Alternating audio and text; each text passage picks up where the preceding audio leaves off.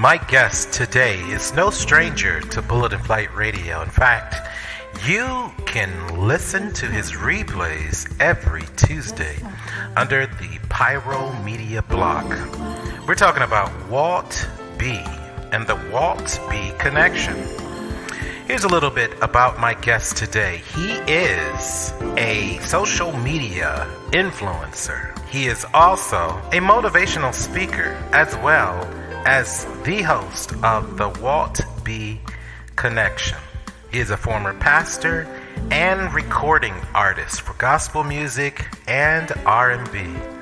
Please welcome to the show today my guest, Walt B. Let's talk about it.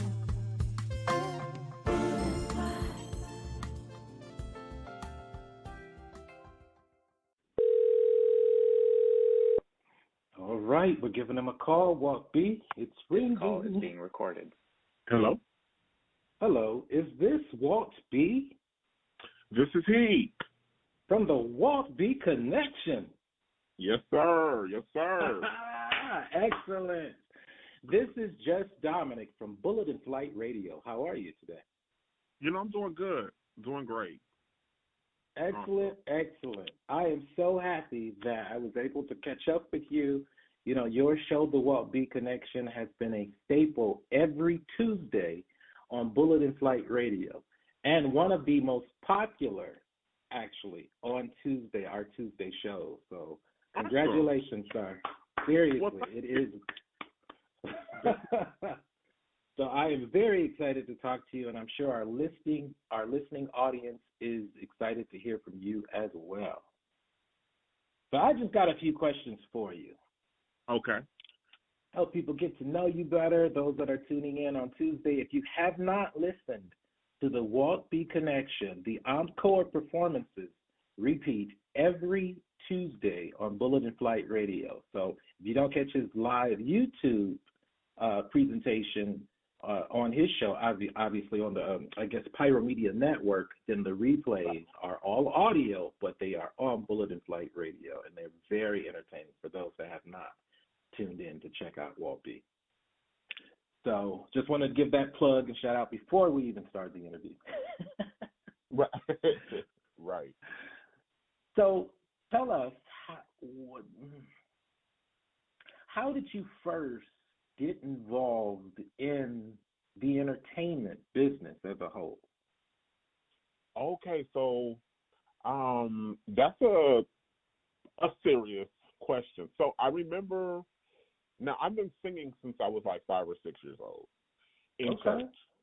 But my first experience outside of the church, I was picked up at high school. The high school music teacher heard me singing the Negro National Anthem. Yeah. And he said, I like your voice. Now, he taught the classical music. He said, I like your voice, and I want you to come try out for Tevye and Fiddler on the Roof, right? Oh. And so I was like, I've never acted before. I don't know anything about that whole arena. And he said, I want you to be Tevye and Fiddler on the Roof. So they had me go through the audition process, the dance and everything, and I actually landed the role. There were a few other people that auditioned, but I actually landed the role. And now they did a lot of training and teaching with me, because when I say I was not an actor, I could act a fool, but to actually act, I couldn't do. And so the more experienced actors would give me tips on how to memorize the lines and how to deliver them, and I would listen. We ended up having a very, very successful run of the play. It was so good, in fact, some of the other high schools in the city would actually come and watch us perform. Wow. Once I saw that element outside of the church, I was bit by the entertainment bug, because they started telling me things like, you control the emotion of the room with the music, and In the church, we like to blame all of that on the Holy Spirit and the anointing. I'm not saying that that's not a thing. I'm just saying that there is also another aspect of it.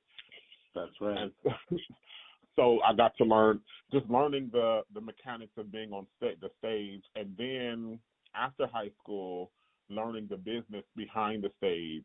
Also, so I would say around 16 years old is when I actually got started in entertainment. Listen to that. You know, listening to you talk about your beginnings, starting off in the church and singing in the church. Was it the church choir, or were you in a singing group? It was the church choir. My mom was the choir director, but my mama couldn't harmonize. Do not ask me how that worked. She could direct, but she could not harmonize at all. And so she realized at like 12 that I could. And so she was running late to a rehearsal my dad had already had me at the rehearsal. And she told me to start running over the parts with the choir. And so the choir was used to sing in unison, but I'm like, we were singing Order My Steps in Your Word. And I was like, we're not going to mess this song up. This is my song. And I taught the parts, and by the time she had got there, the choir sounded good, and they made me the minister of music, and the rest is history. Oh, wow. How old were you? I was 12. You were a little prodigy. That's what I knew you were going to say you were young. Wow. Wowee. That is absolutely amazing. And then to go from the church choir to the church director to being involved in actual stage plays and stage play production. Wow. That's absolutely amazing. And I actually have a very, very similar backstory, so I totally get it. I totally understand what you're saying right there. So tell us, do you play any instruments, or do you have any secret talents? So something that's completely unattached to what we know you as, the host of the Walt B Connection. I play at the piano, so I'm not a pianist, but I play at the piano. Okay. Aside from the Walt B Connection, no, I really don't have I do a lot of audio engineering behind the scene, but other than that, I really don't do much. Okay. In terms of like hobbies and stuff now. Okay. You know, I just knew you were going to say you were a cook. Oh, you know what? So, long story short, I do get in that kitchen and I throws down. I do throws down, but I don't cook enough to say that I'm like internet. Like I wouldn't do like the videos and stuff. Okay. All right. But I get down and okay, because cooking good food is a secret talent. Okay, there we go. Right. Okay, all right, that's good to know. That's really good to know. So, let me ask you, where do you see yourself, your career, basically, in the next 10 years? Where will the Walt B Connection be in the next 10 years? So, in the next 10 from your lips years, to God. Yeah. In the next 10 years, I'm going to be on somebody's big screen. All right. I'm going to be on there acting, singing, and or directing. These are just things I want to do. I want to impact culture in a positive way. I want to open minds and transform the way people think. Yes, and with your background from learning theater, people don't understand how disciplined you have to be in order to learn theater. Absolutely. TV has nothing on theater. Absolutely, because it's on the fly. There's no cut, Right. do over, none of that. That's right, one take. Right. And then to learn the behind the scenes, to learn stage management and set dressing and all this. Right. Yeah. Right. Production, people don't realize how fun it is to learn all the jobs that make theater work, make a production work. Absolutely. Oh, that's awesome. That is awesome to hear. So, okay. on the big screen in the next 10 years, directing, singing, acting, and of course doing your own show and giving your own commentary. You're just a jack of all trades, it sounds like. Yes, jack of all trades, but I'm a master of some of them mugs too. All right. So tell us, with all this creativity and talent, what was your childhood like? I could you probably just seemed like a very creative child. I bet you were just. Tell us what were you like as a child? So, my mom tells me I was always into something. Like I was always messing with this, messing with that. That's the fun part. But I tell people all the time, when you know someone who is gifted, they've paid a price for that gift. Yeah. And unfortunately, a lot of the price that I paid for the gift that I do operate in now, I paid in my childhood. Like, so there was a lot of fun moments. There were some fun moments, but there were more daunting or dark moments, I would say, to my childhood, where the creativity was the escape from the craziness that was going on. Yes. You know. I can understand exactly what you mean. Yeah. Yeah, because at one point in time you were a pastor, weren't you, or a minister? Yes. So when I was 21, I started everything young. 12, I was a pastor. 12, I was a minister of music.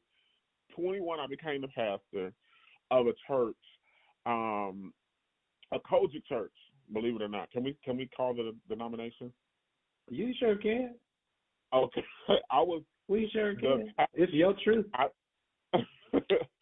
was the pastor of a Kojic church. Very Kojic, sir. We're talking 3 and 4 hour services. Very Kojic. All right. Yeah, that's old school right there. A year after I became the pastor, I got married to a woman. Okay. All right. Now, before all of this, I know I just deep dived in. You're like, I ain't asked you all that. But no, you're doing all right. Before all of this, I had interactions with men, sexual encounters with men. I had sex with men. And I knew I enjoyed sex with men far more than I enjoyed even engaging in romantic whatever with a woman, right? But I started pastoring, and I thought I was Andrew Caldwell. I thought I was delivered. Women. After years of pastoring, church split, formed a second church. The second church was more successful than the first church. I realized after my now ex-wife wanted to leave me that one of the reasons our marriage was doomed from the beginning was because I wasn't sexually attracted to women. Love them as friends. We could definitely be friends. We can hang out. We can talk. And I do, on some level, I think they're beautiful. So they are attractive to me, but they're just not, they don't do it. Yeah. Yeah, no offense to all the women who are listening in, but, I know some of the women who are listening in completely understand. Right. Because you're not attracted to men out there. So, yeah. Right. Absolutely. It is amazing how religion can keep you in this isolated bubble and kind of wrapped in lies and fear. Yeah. Absolutely. It is the opposite of what it's there for. Right. Pure religion. It's the opposite of what pure religion is there for. That's right. Once I started decolonizing my faith and deconstructing certain areas of my faith, I realized that pure religion, as you stated, is not here to entrap us and to control us. You will know the truth, and the truth will make you free, right? That's right. Keeping the Son set free is free indeed. I'm free to do what I'm designed and assigned to do. But man-made denominations and man-made religion restrain us to a cultural normative that a lot of times are harmful to whom we are designed and assigned to be. That's right. We are not made to be robots and carbon copies of one another. We are designed to be the unique creatures that God has created us to be, all in His image, all versions of God. Absolutely. Absolutely. And I hope everyone that's listening out there, listen, the Walt B Connection is a show that really talks and focuses on dating and the single life. And for those that have tuned in, you know that that's exactly what he talks about. But within that, the discussions of sexuality, faith, and just character come up constantly within the Walt B Show. So I would recommend that you go back and listen to some of the old episodes. They are on Bullet and Flight Radio, but you can also go check out the videos too. So anyway, getting back to what you were saying. That's to those who just tuned in. Right. But you're right. Well, right. And I found out a lot of times, and this is what kind of helped me make the decision to kind of back away from organized religion, because I was making a lot of noise in my area as it pertains to being a gospel recording artist. You know, I had put a few songs out. They were getting played in different states. You know, I was growing on social media, but because I was hiding the truth of who I am, I couldn't connect with the people that needed me. Yes. Because I got to keep this. Because if I connect with you too much, then they're going to know we are too much alike, right? Or they're going to force me to say something to you I really don't believe. And I don't want to harm you and making, you know, a 19-year-old man feel like he needs to be delivered when I know the fact that he doesn't need to be delivered. He just needs to be taught how to control and appropriate his sexuality. You know, like any other human being. Right. Like just because you see everything, you don't have to chase and hop on everything you see. You know, sometimes it's just good to look at the needs, purchase that. That's right. So, you know, we learn these things once we get older. But when we're younger, if there's no one there to teach us, we just do what feels right. That's right. And so I had to kind of start backing off of organized religion because organized religion told me I had to say these things and I had to do these things. And mind you, I was not connected to some of the awesome people I know now that could have coached me and maybe mentored me in a way to exist in that and still be authentic to who I am. But I like the fact that I just left all the way around and I've deconstructed and I'm still currently decolonizing my beliefs. I bet that was such an interesting journey to go from pastor of the second church that was more successful, gospel music career that was really starting to really take off, and to stop the train and say, hey, nope, I'm getting off this train. That's really interesting because so many of our brothers and sisters choose to stay quiet and move forward. Folks on here know that I talk about being a background singer for Fred Hammond, traveling and touring with him and singing back up in the studio for CeCe Winans and Angelo and Veronica and singing for Mariah Carey and Aretha Franklin and all of that stuff. You know that life. Yeah.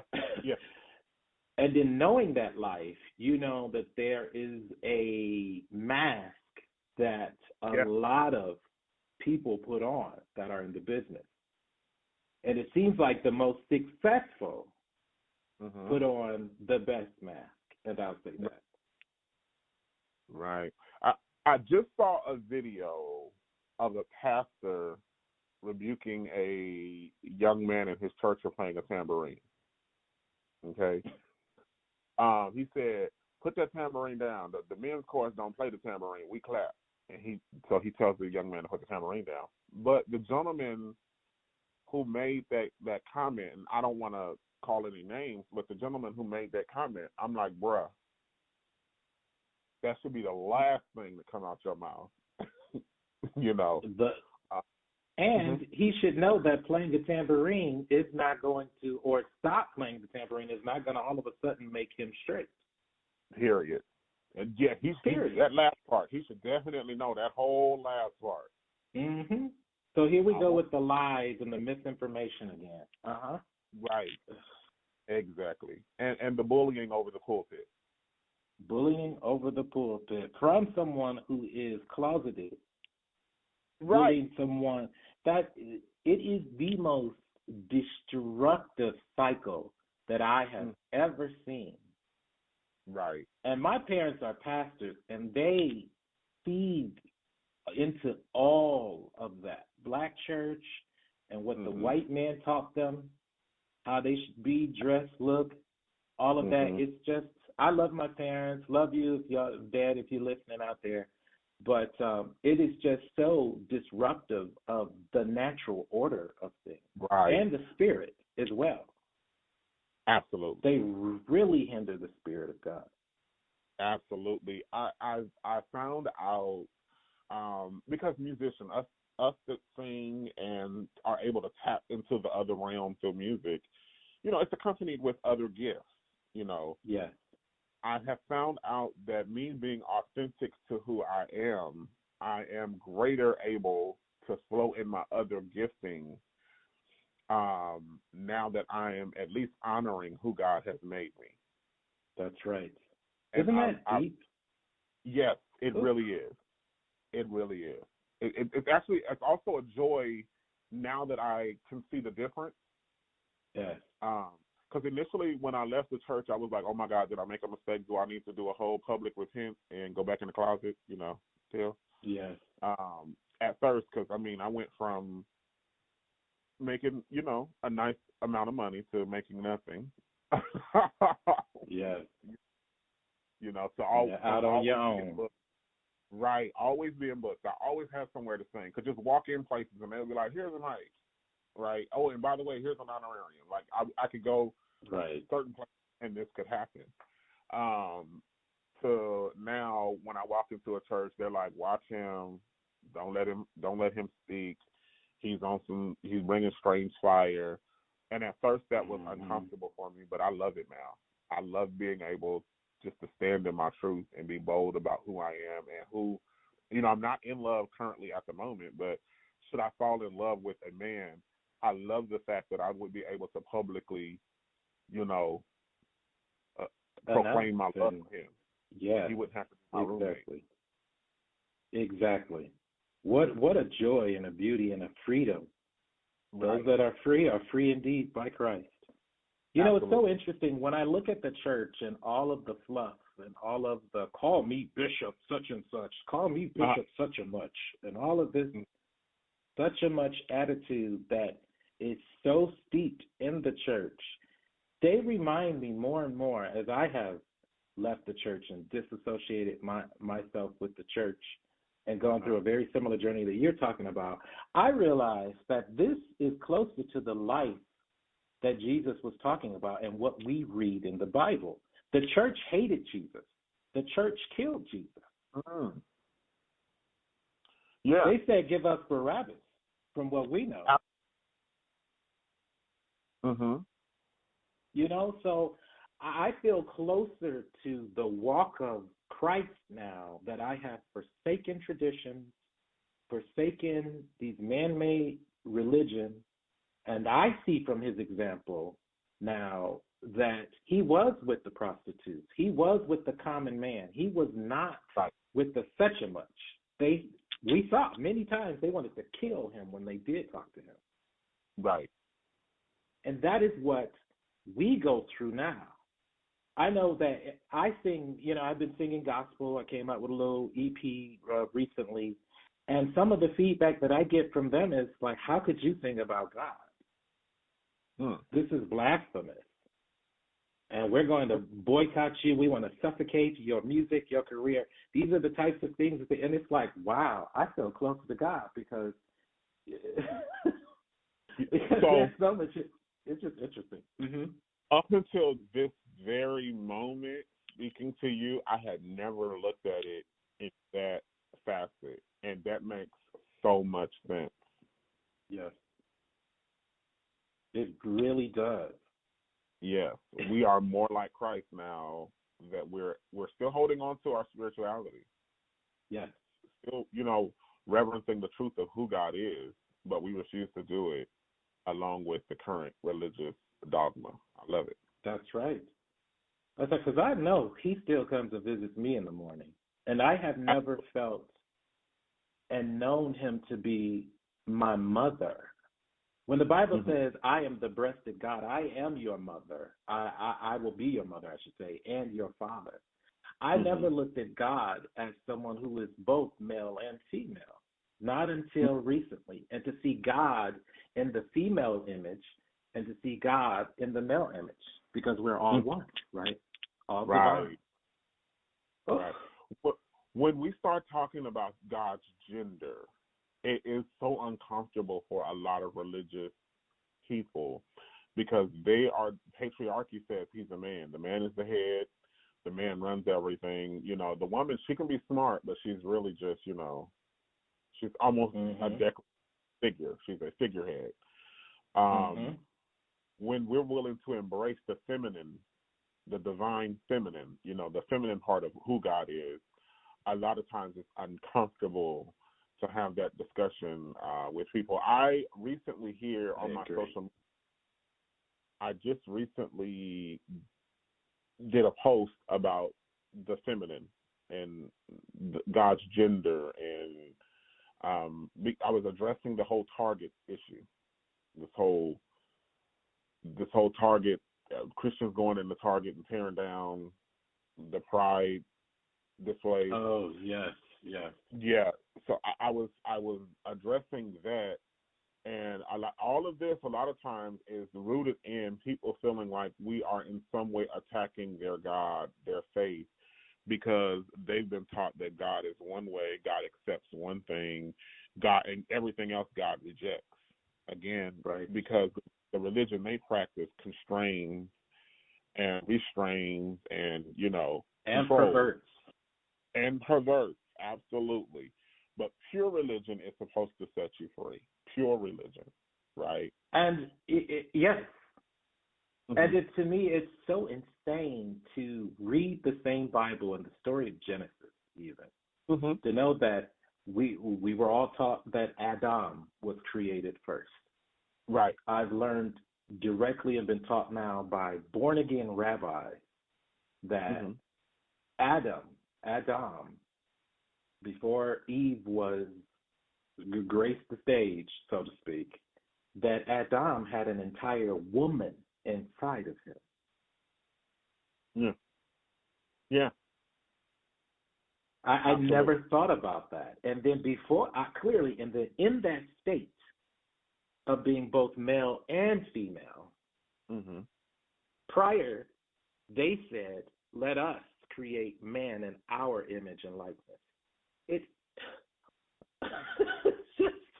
there it is, right, Right. there. There it is. There it is. So yeah, Those and that makes those them are the uncomfortable. kind. That's why. Go ahead. Go ahead. I'm sorry. Sorry. No, you go ahead.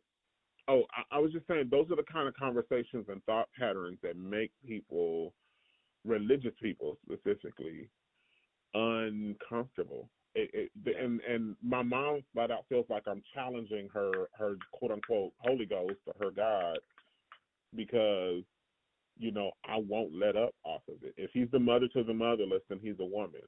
Don't try to give me no philosophy outside of that. And nothing against our trans brothers and sisters. I wasn't saying that for that point. I'm saying, we can't limit God to a gender. I'm not stating anything about birth giving people.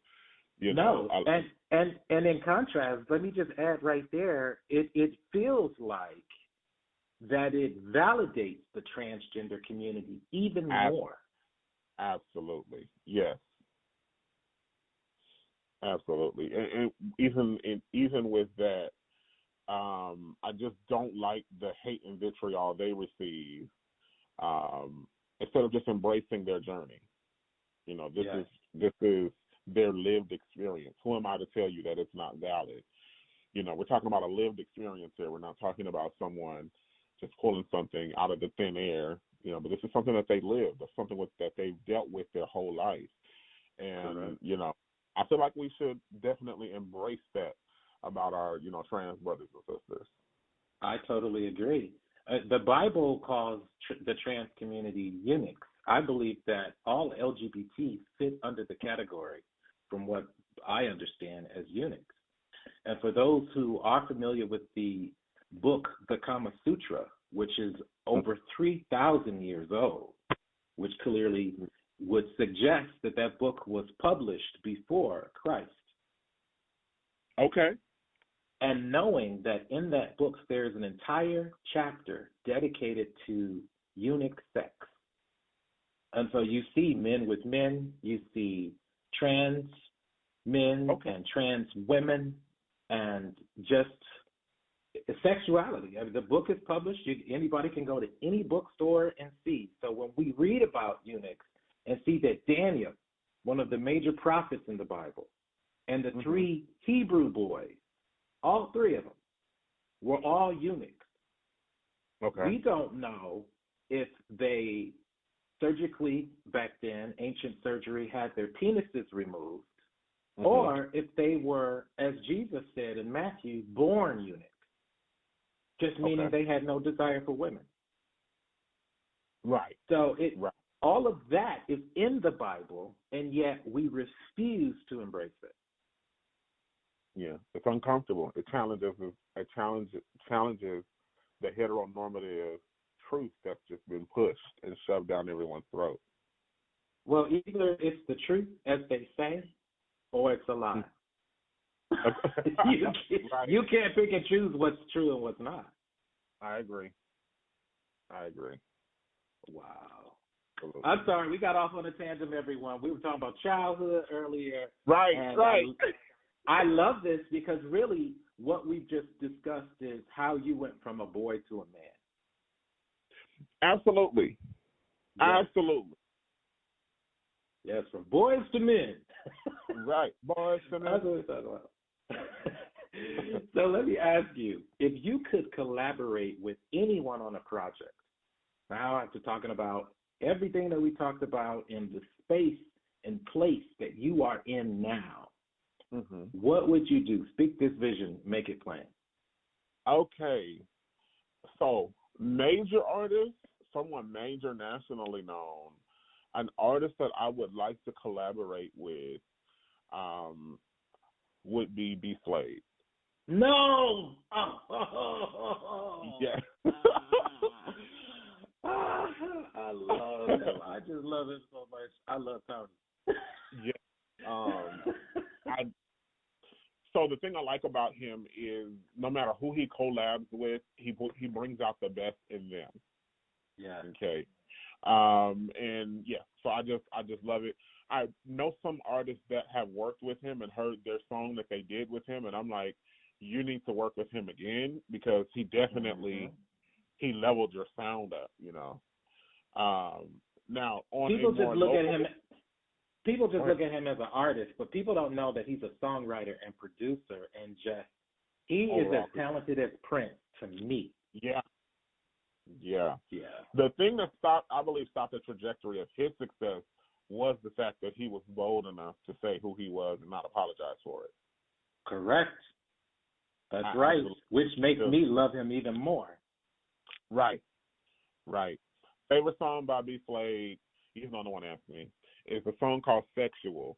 It's still up on YouTube. It's not on Apple Music. I don't know if it's on Amazon anymore, but it's called Sexual.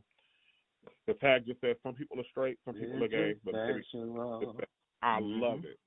I'm like, go ahead and sing the truth. We play that on Bullet and Flight Radio actually every week during our segments of sexuality in the church. We open. That's our opening song. So see, look, I love it. Yeah. We're going to talk about the truth, okay? We're going to talk about the truth of Bullet and Flight Radio. That's what we do. And we play Salt and Pepper Let's talk about sex, baby. Let's talk about. I mean, why not? What is so unclean about sex? But then you all want to quote from the Song of Solomon. Right. You want to quote from the Song of Solomon, and I mean, with all of the sexual undertones that's been going on in the church lately, I think they just need to leave that whole. Really, they need to leave the whole preaching on fornication and stuff. They need to leave that alone. There's this whole video. I went to a church called Apostolic Faith Temple. I just have to say this. I went to a church called Apostolic Faith Temple. I'm putting it out there. Bishop Lambert Gates is the presiding bishop. Mm-hmm. That's the church I was raised at. And by the time I was 16, 15, people were calling it Apostolic Fornication Temple. Because everybody, from the pastor on down, was tipping. Hey. I agree with you. I just had to interject that. I heard Bishop Yvette Flunder say, instead of teaching so much abstinence, we need to teach people just how to be sexually ethical and, operate with sexual ethics, meaning make sure you're not harmful to the person, Right. Make sure that you are honoring your body and honoring your mate. And I think teaching along those lines would definitely repair a lot of the wounds as far as sexuality is concerned in the church. I agree wholeheartedly with that. And we play a little bit of Beyond the Gatekeepers too, sexuality in the church. So Yvette A. Flunder she often speaks, and I've met her, and she is definitely passionate about kind of breaking down these church stereotypes. Absolutely, I love her. She even though I've never met her, never had a conversation with her. Her and Bishop Oliver, I don't know if that's his name, from Atlanta. Yeah. They kind of O.C. Allen. O.C. Allen, there we go. They coached me through the leaving the church and becoming comfortable with being gay and saved. Yeah, me too. Those are my two staples that really helped me mentally and emotionally down through the past 10 years. Is O.C. Allen, like you said, and what a testimony he had from coming out with talking to Lexi. My girl Lexi from Detroit, so she and I used to hang out together. So it was really interesting to see. No. Yeah. Okay. Oh yeah. All them old Detroit years. Oh, we need to talk. We do not need to talk all day. We need to pull our resources together musically and also see what we can do, because this is crazy. This will definitely be fun to do. Yes. That would be amazing. So tell me, what would you say your greatest passion and or conviction is? So my greatest passion is the next generation. Okay. I want them to have the leg up that I feel like I didn't have. And that goes across the whole spectrum of things. I tell people your sexuality is a part of who you are, but it's not the sum total of who you are. And I feel like sometimes we major so much on the minor, we forget you're playing a whole, symphony here. So you can't just stop at one portion of the song. You got to get to the other elements here. Some other seasons you got to get to. And to do that, I try to gather groups of younger adults and older teens. I don't too much like working with small children because they just get on my nerves.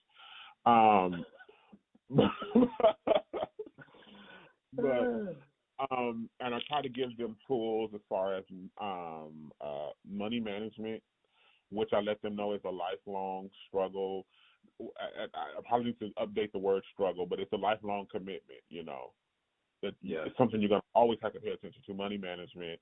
And then reading the room. I teach them the value of being able to read the room. sometimes we want to change the system, but sometimes you got to become a part of the system to change the system. And some opportunities you X yourself out of, and again, I'm not saying that you have to dumb down who you are. I'm not saying that, but sometimes you X yourself out of certain opportunities because you don't know how to go in and out amongst the room. And so I just teach them how to read the room, and then appropriate your success. Sure, that's your homie, but you got to ask yourself, are they equipped to go with me where I'm going? Ooh. So I have to appropriate my success. We might be only able to kick it at the house until you're willing to level up in certain areas. And no, I'm not ashamed of you. And these are not deciding factors, are not things as far as sexuality, but sometimes people just have things, character flaws, and here we are 40 and you want to gangbang still. Like, okay, we should be coming out of this. Sure, you may have ran the block at 12, but we're 20 now. We need to be kind of coming out of certain things and moving into another facet of life. So the next generation is one of my passions. And what was the second part of that question? I'm sorry. Oh no, what would you consider your greatest conviction? Oh, my greatest conviction is to show love and be loving towards people, and that is what convicted me not to throw the baby out with the bathwater as it relates to the church. Yes, because during my process of leaving the church, I had become angry at the church and hurt with the church. And I started making public statements against the church that was rooted in hurt and anger and began to verge on hate, right? Yes. And the Holy Spirit convicted me and said, you cannot fight hate with hate. You can't become like them, and then you become the predator when you are the prey. Like you have to show love to them. Even though now hold on, I'm not excusing and giving a pass, but I'm going to show love, and I'm not going to be hateful towards him. Still going to speak the truth to power, but I'm going to do it in love. Right, because you have boundaries now. Right. Come on now. Wow, I so relate to that. I remember in 2015, I think it was, from 2015 to about 2018, I boycotted gospel music. I get it. I totally get it. Didn't. Yeah, I wouldn't listen to any new artist. I didn't know any new person that was out. I wouldn't listen to any new music, even from the old people that I listened to and grew up with in Detroit.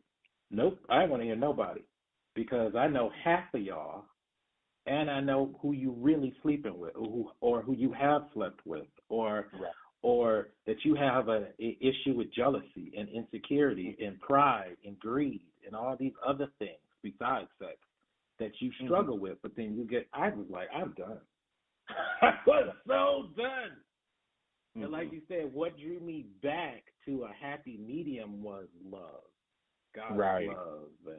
And I loved him, and I knew he loved me, and I could feel more of his love, like I told you earlier, after I got out to church. That is deep. Right. That part. It's a shame that in some facets you have to leave the church in order to find God. Ain't that a shame? Ooh, wow. It is a shame.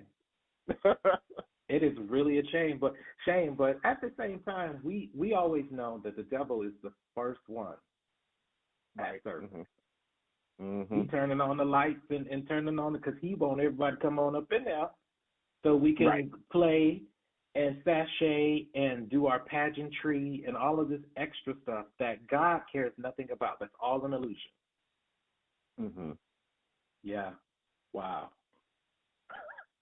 So, wow, I just really relate to that. So let me stop before I get too far gone into talking about that. We're talking for another 30 minutes. But so tell me, tell us, what do you want people to know most about you, your art, your business, your ministry, your life? Um, Utilize, so utilize yourself. Eulogize. That's what I'm trying to say. what I would want a that is rooted in love. Okay, it is definitely rooted in love, and that I strived for excellence, an attainable excellence. I want to set the bar. I want to inspire. Mm. And as far as my art, I not only want it to be creative, but I want it to be art with a purpose.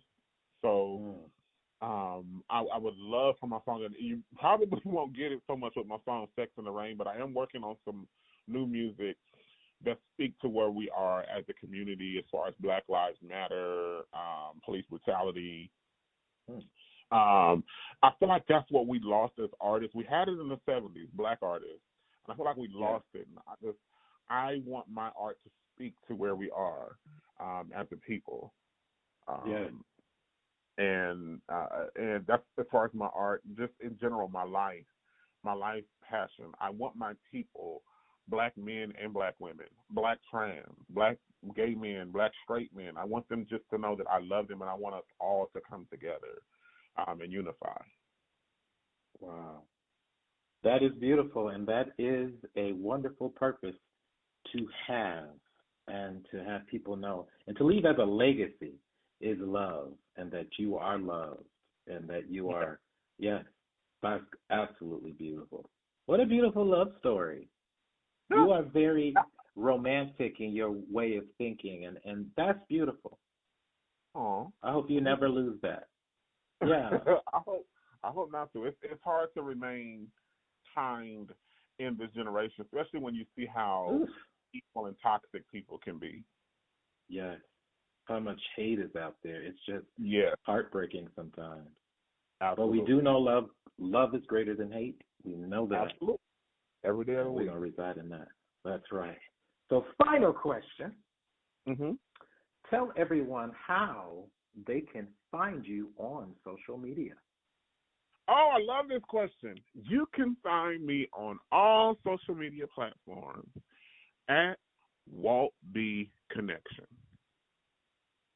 Walt B Connection. That's Walt. Walt is short for my first name, Walter. Bernard. B is short for Bernard, my last name. Connection is the brand. Walt B Connection on social media. Right. That's Instagram, YouTube, Facebook. I just opened my Twitter. I got to stop participating in certain conversations on Twitter, but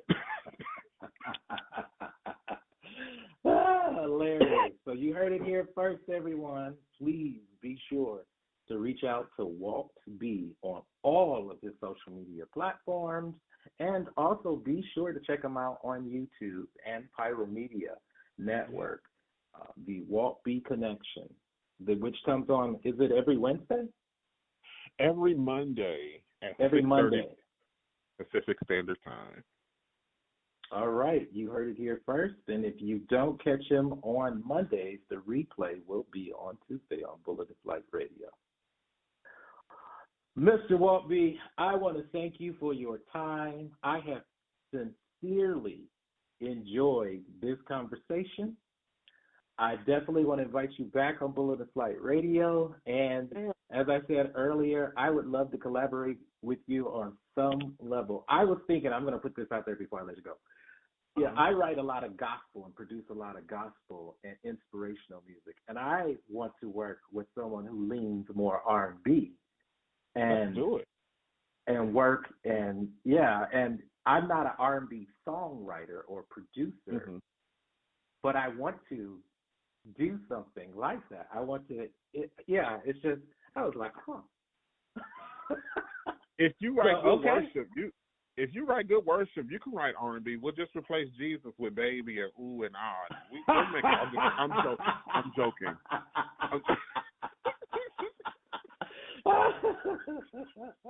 I know somebody out there just grabbed their pearls like, ooh, geez. I know.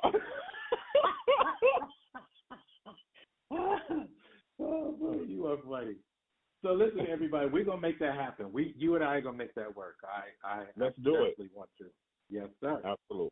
So everybody, stay tuned. You don't want to change that dial just yet. Up next, You'll hear a few commercials, but you're also going to hear some awesome and amazing inspirational music that may be a mix of R&B and gospel. All right, don't change that dial. You are listening to Bullet in Flight Radio, your story, our station. Yeah.